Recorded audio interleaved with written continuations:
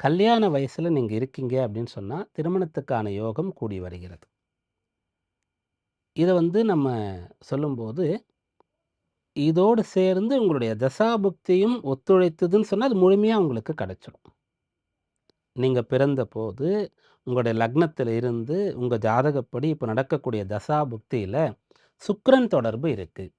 சுக்கிரனுடைய தசை, சுக்கிரனுடைய புக்தி. குருவுடைய தசை, குருவுடைய புக்தி. குரு தசையில சுக்கிர புக்தி, சுக்கிர தசையில குரு புக்தி. இதெல்லாம் இருந்தா உங்களுக்கு இப்ப சொன்ன அந்த திருமண யோகமானது கட்டாயம் கிடைக்கும் அப்படின்னு சொல்லலாம். அதற்கு அடுத்ததாக ராகுவுடைய தொடர்பு இருக்கிறது. சுக்கிர திசையில ராகு புக்தி, ராகு திசையில சுக்கிர புக்தி.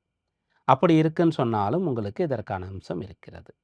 சுக்கிர திசையில சந்திர புக்தி, சந்திர திசையில சுக்கிர புக்தி அப்படின்னு சொல்லக்கூடிய விஷயம் இருந்தா, இது இருக்கும். நம்ம இப்ப இன்னும் கூட இத அதாவது நீங்க இப்போ மிதுன ராசின்னு சொன்னா மிருகசீரிஷம், திருவாதிரை, புனர்பூசம் இந்த நட்சத்திரங்கள்ல பிறக்கணும்.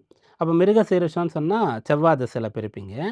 அப்போ ராகு தசை கடைசியில அல்லது குரு தசை ஆரம்பத்தில தான் உங்களுக்கு திருமண வயது வரும். அப்படின்னு கூட கணக்கிட்டு ஒவ்வொருத்தருக்கும் தனித்தனியா நம்ம சொல்லலாம்.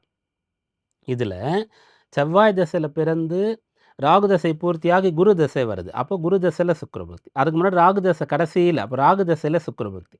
இதெல்லாம் உங்களுக்கு வந்துருச்சு இல்லையா? இதுபோல திருவாதிரையில பிறக்கீங்கன்னா ராகு தசை. ராகு தசை ஆரம்பத்தில பிறக்கிறீங்களா? கடைசியில பிறக்கிறீங்களா? என்ன பாதத்தில நீங்க பிறந்தீங்க?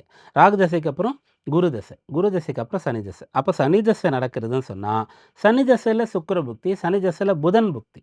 அப்படி நடக்கும்போது அந்த யோகமானது உங்களுக்கு கிடைக்கும்னு சொல்லலாம்.